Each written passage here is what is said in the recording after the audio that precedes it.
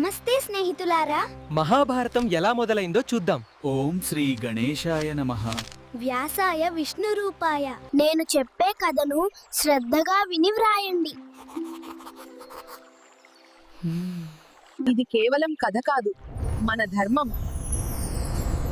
భగవంతుడు మనకు ఇచ్చిన వరం. ఎంతో మంది మహర్షులు, దేవతలు తిరుగాడిన పుణ్యభూమి మన భారతం. ఈ సుదీర్ఘ ప్రయాణంలో మనం ఎన్నో అద్భుతాలు చూడబోతున్నాం. వేల సంవత్సరాల క్రితం ఒక పవిత్రమైన అడవిలో వ్యాస మహర్షి ఉండేవారు. ఆయన ఈ లోకానికి ధర్మాన్ని పంచడానికి మహాభారతాన్ని రచించాలని అనుకున్నారు. కాని ఈ మహత్కార్యానికి ఎవరు సహాయం చేస్తారు అని చింతించారు. అప్పుడు సాక్షాత్తు